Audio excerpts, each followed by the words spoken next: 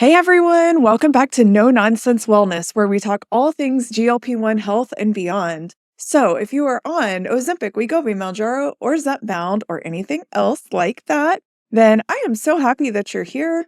And today I wanted to talk about a New York Times The Daily podcast titled, let me tell you, Ozempic could crush the junk food industry, but it is fighting back. Dun dun dun. So I wanted to get into it. It's not as bad as the headline sounds, but it is interesting. And I had some thoughts. I have thoughts. We're processing. And also, you can see I still have my Christmas tree. It is still officially Christmas at my house because we're not done opening presents. And I hope everyone's had a great holiday. I am wearing 2 jackets because it's very cold. It's 72 degrees in my house. I just get colder and colder as the longer I'm on these medications. I think I'm losing body fat and I'm cold all the time. So I'm layered up, enjoying Christmas, pretty darn stressed out. So that's why no makeup, hair's in a ponytail, but I'm here and I'm excited to talk about this article because I needed somebody to talk about it with. I'm going to give you a rundown. So it's kind of like an arms race between big food and big pharma. So now big pharma has GLP-1 drugs. They're making billions of dollars. Now, big food is going to need to make billions of dollars. So what are they going to do? They're going to change their food to try to appeal to GLP-1 and similar drug users. Okay, it starts off with a story of a guy named Trinian Taylor. And before being on a GLP-1 drug, he was like having midnight cravings for like cereal. And then now he said that he loves pineapple, ginger, and cucumbers, and his cravings would be for things like salad. And he goes past all the processed junk, straight for the produce, kind of like they tell us go shop the outside of the grocery store. That's what I kind of imagined as the reporter is following the guy with the shopping cart. He's just shopping the perimeter of the grocery store. But what I loved about that story is my go-to foods are literally like cucumber, pineapple, and I haven't had a lot of ginger since the very beginning when I was worried about my tummy, but like edamame and peas. I also just the freshness of frozen peas or cucumber with some vinegar is literally making my mouth water right now. So yes, so I was like, okay, I feel you, Trinian. And then it talks about the response of big food. So the large companies, and it even focuses on food scientists who are scrambling to create new processed, very, very processed, like level 4, highest level processed products. And it kind of talks about how, okay, maybe it'll get around these GLP-1 drugs. But then a lot of the specifics that it gives us is how actually they were using processed foods to like barrage our taste buds and our natural chemical sensors with garbage to cover up some of the crap that was in there that would even give it like an off flavor, but it would preserve the food. And now it doesn't really feel like they're trying to do that, even though it's ultra processed. It seems to me like they're trying to give us foods that we as GLP-1 users would buy. But it also kind of frames it in a way where it's like, oh, maybe they're just going to try to get around it. Let me tell you one example. They mentioned that mac and cheese is specially engineered to actually be kind of bland. Because it's so bland, your brain doesn't realize that you're taking in that many calories and you eat more and more of it. And especially with fat, our bodies don't naturally have like a satiety signal with fat, which is very interesting if anyone's been on keto. That's a different conversation, but I can see that because when I make my daughter mac and cheese, I can still sit there and have like 3 or 4 spoonfuls and not feel like I've eaten anything. And it is always a little bit bland. And I'm always like, does this need salt? So I'm not really sure that they're still trying to get around GLP-1 meds, at least not exclusively. I think they are, and I'll get into that too. But I think a lot of it is like, let's support people on GLP-1s and give them what they are looking for because they are still going to buy heavily processed foods. That is the truth. We just are. I am using a lot of heavily processed foods and I would love to stop. But when you start looking around at what all is heavily processed, like, yeah, I grab a protein shake. Well, that's not food. That is nutritional shake. That is not anything close to what's found in nature.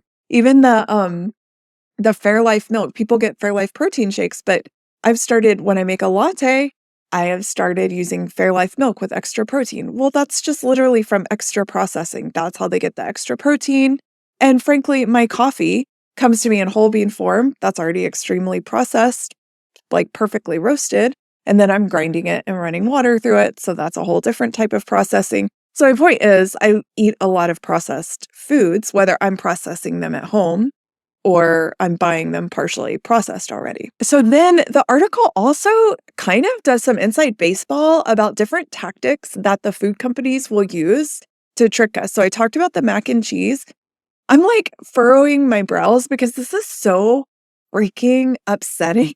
Sorry. It is very upsetting to me, not just as like a human who's on a GLP-1 medication, but as a mother and maybe one day a grandmother. I am freaking terrified for future generations because they learned that when chips are crunchier, people eat them more. So then they upped the crunchiness on chips. And when I think back to what kind of chips were available to me as a child, so in the 80s, Fritos, which, sorry, gross. They're just like crunchy, hard pieces of salt. And then my brother ate a lot of Doritos, which was just like orange powder. That was gross to me. Cheetos, which were my jam as a kid. Those are lovely. My mom didn't buy them all the time. And then Ruffles, which were pretty crunchy. And then Pringles, which I freaking loved. And my grandmother she always had for me Pringles and Coke when I went over to her house. She was a good grandmother. I gravitated towards, I would say, the crunchiest. They're like crunchy and light Cheetos and Pringles. But now we have all these kettle cooked type things that are super crunchy. And then the flavors like barbecue chips or Thai chips, even now thinking about them, they're very bright. They have an acidity to them and a crunchiness to them that just makes you want more and more. So for years and years, those were not chips that I would buy other than maybe once a year to take over to a family gathering. But I was not willingly bringing those into my house because I just knew I never feel satisfied from these. I just want more and more. Well, now in this article, it says, oh yeah, they were specifically studying people's brains that when they make the chips more crunchy, then you get more of a dopamine hit and you eat more. And I feel super outsmarted, even though I kind of knew it and would kind of avoid it. And then I feel like the only way to combat that is to just eat fully unprocessed, because we'll get into it. I mean, I guess we are kind of into it, but I have protein goals and I will eat processed foods because that helps me meet my protein goals. But I don't enjoy eating processed foods. I'd love to do it all unprocessed, but I also need the convenience. But what I don't want to do is fall down this trap where I'm like, oh, this beef stick met my protein goals. But then after I've eaten 10 of them, I look at the ingredients and it's not things that like support my health. So the next issue that they talk about is that there is a tension between eating unprocessed foods and the new lower calorie, higher protein items that are actually still heavily processed, which, newsflash, they have been doing for longer than I've been alive. They all have, the healthy ones, Hot Pockets. They said the company that makes Hot Pockets came out with a Lean Pockets, which is 30 calories less. And I remember trying those Lean Pockets. They were gross anyway. Yeah. I mean, Hot Pockets were super gross. Like, it's all gross. That's not even like food. That's like not even a food group. Unless you're like a 19-year-old college kid. Obviously, we are benefiting from not being subsistence farmers. Obviously, I do not want to go back to either a hunter-gatherer culture or a culture where 90% of our population has to be farmers, or even 50%. We do benefit from having larger scale food production, especially when we're thinking of a global food system. I do not want anyone to starve to death.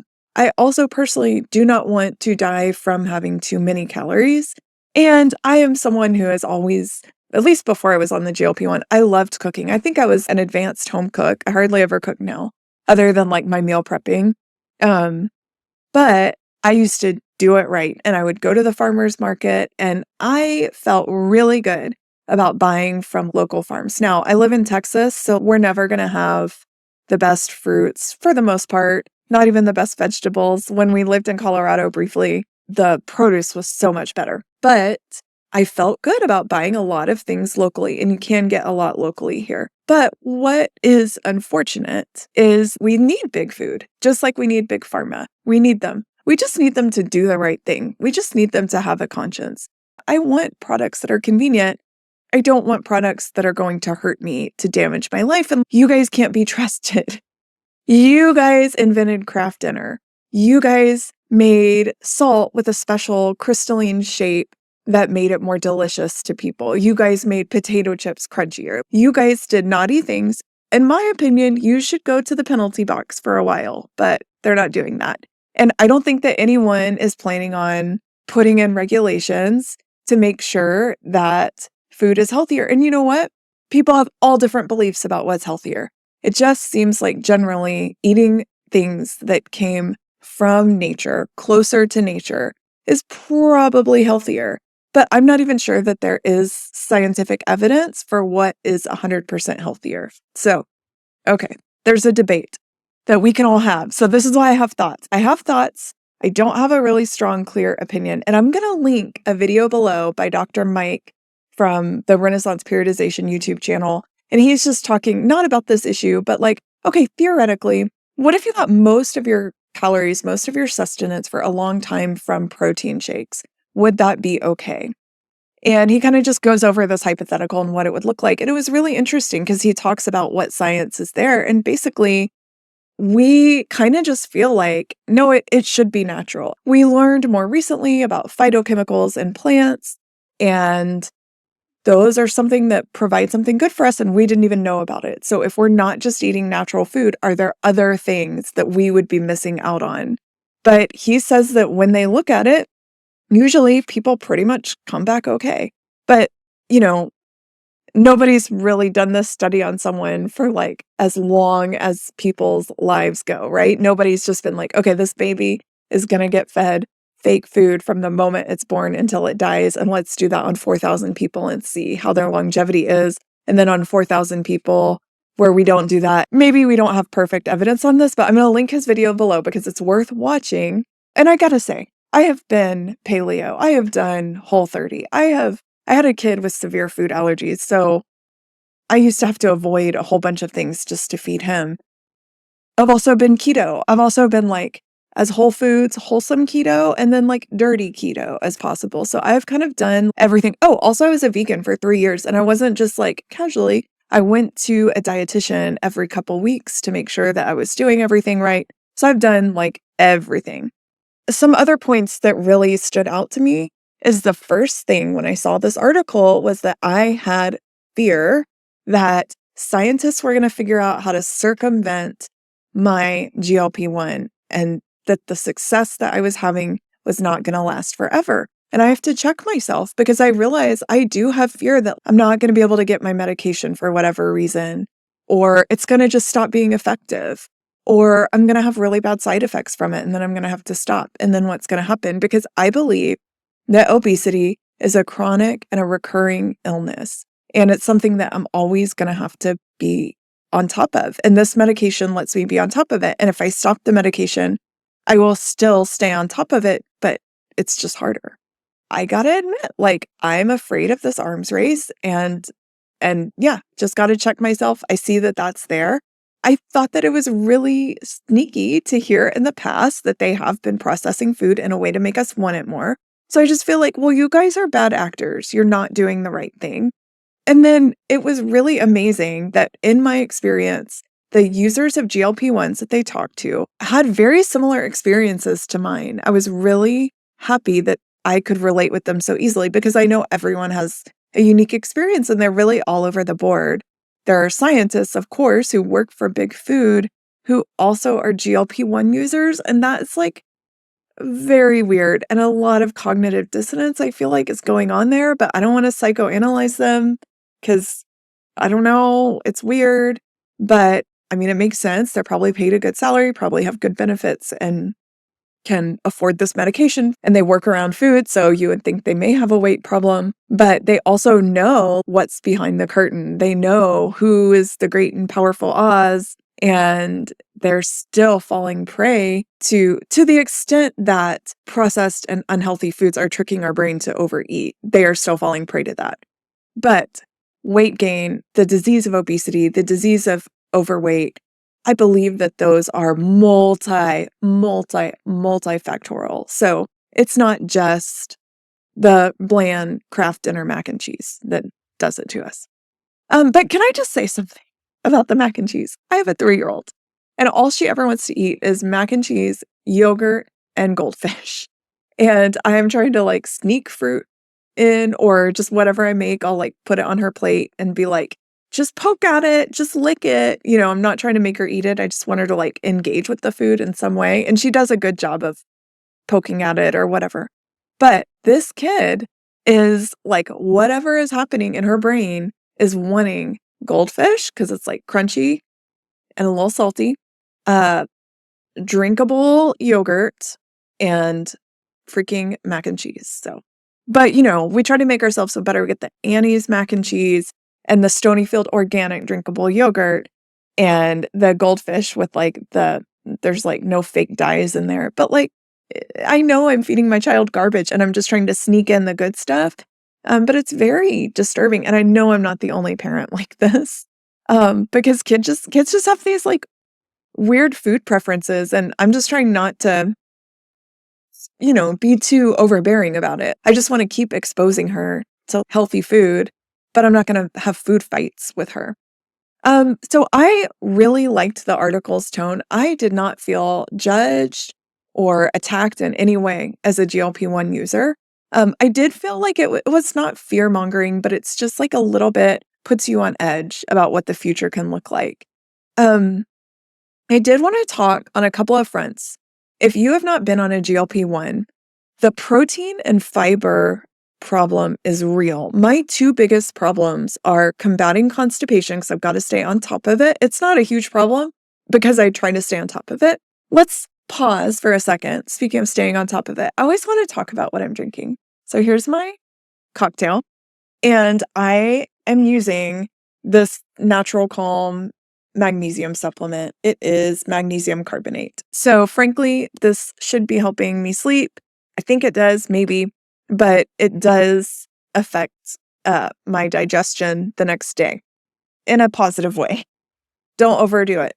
And then I added to it tart cherry juice, but also this stuff. So we had this from last year about this time. We bought these non-alcoholic spirits, a set of 3 from Wilderton. And it says it's 0 calories. So the ingredients are water, botanical extracts, preserved with citric acid, potassium sorbate, and sodium benzoate. And it has kind of like an orangey, but also like an herbaceous, bitter flavor. And it's not delicious exactly, but it's like grown up. And I really enjoy that. Like I am someone who loves a Negroni cocktail, Campari, bitter orange, bitter herb kind of flavor in my cocktails. So this is my healthy girl mocktail. And I put sparkling water in here too. So it's only like an ounce of cherry juice, an ounce of the Wilderton, and then a teaspoon of magnesium. So I might even have another one.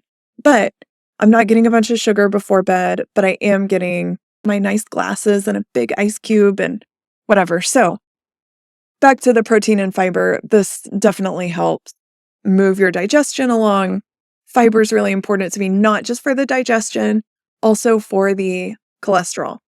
So there are different types of fiber that help different things. Evidently, psyllium husks are the best for the cholesterol. Anyway, I'm getting off too much on the fiber, but different types of fiber I think are the best. But again, that goes to the processed stuff, right? So a lot of times I will make a protein shake where I add in a prebiotic like inulin fiber or acacia fiber, whatever, some kind of prebiotic fiber.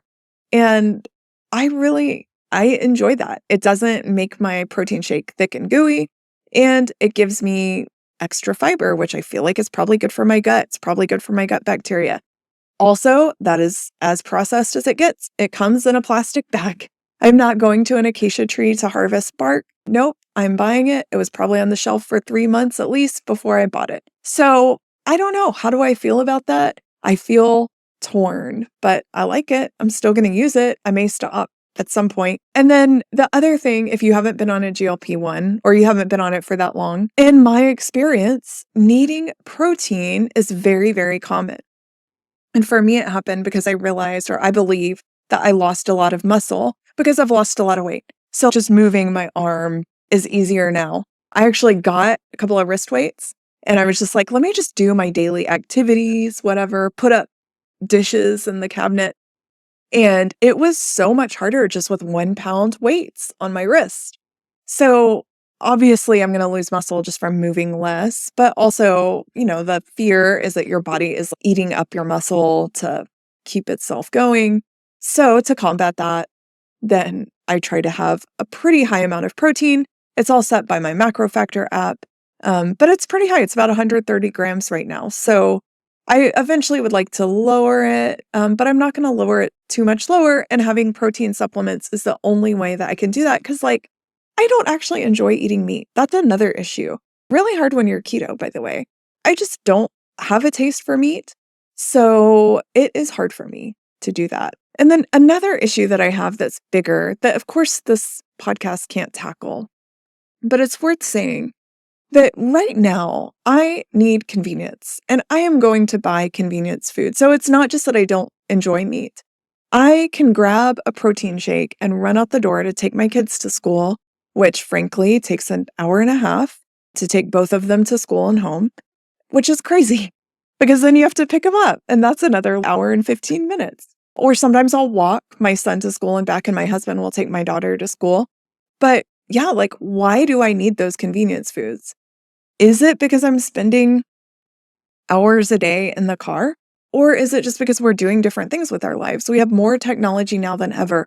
I can just click, click, click and order things sent to my house, whether it's groceries or packages or clothes or whatever.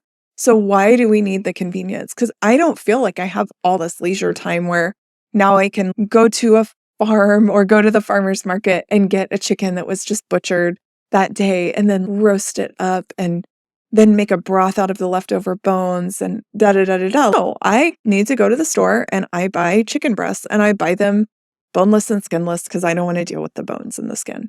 It's just a really interesting concept. And I think if I am eating nutrient-rich food, I'm getting my protein, I'm getting my fiber. For me, also, I need to be sure I'm getting iron.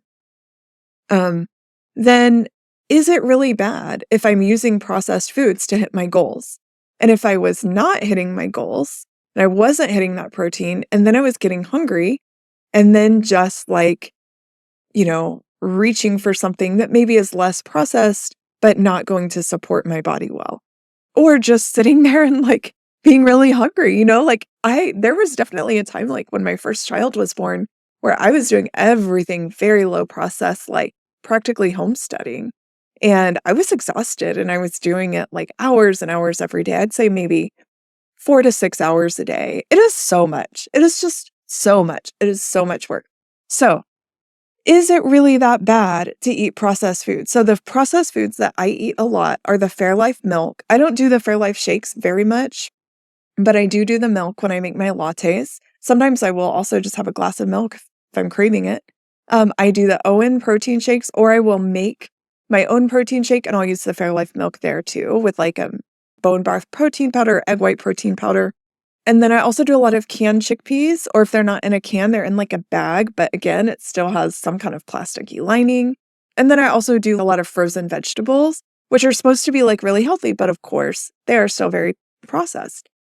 So it's not always realistic to me to eat 100% fresh. And it's not realistic to beat ourselves up over it because life is very stressful anyway. So I'd like to see a deeper exploration of whether adding protein or fiber to processed foods, is it really helpful? Or are we missing a special something in our foods, like the phytochemicals that we're not getting otherwise? I kind of like the idea, it mentions a little peanut butter square that has 2 grams of whey protein in it and it can be individually wrapped. And I kind of like the idea of, I need 4 more grams of protein today. Let me just pop a couple of these. And it just might be a nice little treat before bed. I could see, give me a chocolate peanut butter bomb before bed that's not too high in calories, but has protein.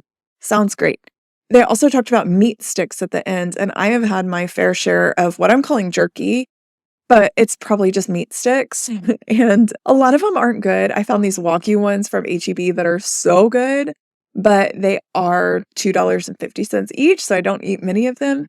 But it also kinda grosses me out to just think, like, meat sticks. I'm just eating meat sticks for protein. Like, it's a gross name, it's all gross, but I can see that that's what they'd be feeding us, and punchline at the end, they talk about adding fiber to it, and it does sound horrific to just add fiber to a meat stick. That's just bad. Okay. Something that I would love to see a follow-up article on are what about the long-term health implications? So if you're replacing a Twinkie with a modified high protein, high fiber Twinkie, are you really any better off? I don't know. Maybe if it has vitamins sprayed on, that just sounds horrible. Um, so could these new foods eventually cause new problems? And then, of course, how do you separate those from just being on the medication, potentially causing problems? This is what scares me so much. Would big food be able to re-engineer this like bliss point that will basically override our GLP-1 drugs and reintroduce food noise for these like 2.0 version or 5.0 versions of foods? Or can enough consumers and enough market pressures create a real desire for more whole foods and maybe more plant-based foods and like meat that is raised in a sustainable. If I'm going to eat a chicken, I want that chicken to have had just like a great life and then just be slaughtered and sent to my house because I need the protein, but I want it to be like really good. I would love to go back to being a vegan because I hate that an animal's death is feeding me, but I also cannot successfully get the nutrients that I need from being vegan. So, yes, I am just not good at being vegan. So when I eat meat, I really want it to be like high quality, good meat. And I will also admit that out of convenience, I've bought like the organic air chilled chicken from HEB, which I really don't believe that that's genuinely a happier chicken or that even the quality of meat is any better. But I still will try to buy whatever seems to be the best option at the grocery store. So that's where we are in that. And then also, I think we have to talk about just like sustainability and social factors. Look, most Americans, at least half of Americans, I think, are struggling now. There's a whole generation of people, including pretty much my generation and below, who are either never going to be able to buy a house, or they feel that they're never going to be able to, or they are just eking by and they're kind of house poor. And we're feeling pushed in all directions. Not enough resources financially, not enough time. So just having some convenient, healthy, processed foods, is that really a bad thing? I don't know, but I think it's interesting. And that's not where I thought the article was going. When at first my husband told me about the article, I thought like, oh my gosh, it's an arms race. And I am the one who has all the bombs pointed at me. But it's not quite that. And I think it's worth asking, what do we want as a society? And would anyone even force them to do the right thing? Whatever the right thing is, you know? Do we have anyone representing us having these companies do the right thing? Or are they just all able to come after our wallets, essentially? I don't know. I'm kind of a downer. Sorry. But as you can tell, I had a lot of feelings, so I just needed to talk to someone about it. So all in all, the article really gave me a lot to think about. It does feel like an arms race, but that's not inherently bad. And I don't feel like all the weapons are pointed at me, but I do feel like I am the target of a lot of things. And the only way that I can fight back is to eat whole foods, everything that everyone says that is the ideal way to do it. Support your local grower or farmer. Go to the farmer's market. It would be great if I am going to eat chicken to find somewhere where the chicken has a lovely life first. All of these things, I think, are the weapon that I have to fight back. I fight back with my wallet, with my time. But if I am feeling that resources are scarce, and I'm feeling like I'm in fight or flight, like the last thing I want to do is think about the food supply. So maybe also the next thing is like routinization, putting in a routine so that I am automatically getting food that is supporting not big food, not necessarily big pharma, but local farmers, local people who are working hard to bring us delicious food that is also healthy. I live in an apartment, so I can't really do much growing. But in the past, because I'm in Texas, I have tried to grow greens and things, and I was not successful. But in Colorado, it was really easy. So if you live somewhere better than Texas, at least my part of Texas, then you can probably grow a lot of your food. And there's like square foot growing, and there's so many options, but in an apartment, it's not quite the same. So I recommend checking out this article. I will try to link it below. You might have to have a New York Times subscription. And I would like to know what you guys thought about it. Am I like way off base? I know I'm very ranty about it, but I just want to know, what do y'all think the future is going to look like? And like, I'm not worried about it. I was at first, like when I saw the headline, but I actually think this could be more things coming to support us on our journey, but they would just be supplementary. This would not be the main things that I would be wanting to eat. And in fact, at some point, I want to do an experiment where I get off of the processed foods for a month or two just to see, am I feeling better if I'm not having protein shakes, if I'm not having that Fairlife milk, if I'm not even having the chickpeas that come in the can? Is this anything that's actually improving my life, or is the real life improvement the convenience of opening up a can of chickpeas and straining it and pouring it in? Who knows? I would like to do an experiment, make a video, and let you guys know how it works for me. So let me know in the comments what you think. Are you worried about the scientists cracking the code and going around our medications? Or are you like me, where you're like, well, actually, it might not be bad, and I'm just going to chill for now and worry about the problems as they come? I hope you enjoyed this summary and my ranting. We're coming up on January 1st. Think about what you guys want to do to take care of yourself, because you deserve it. All right, I will catch you in the next video. Bye.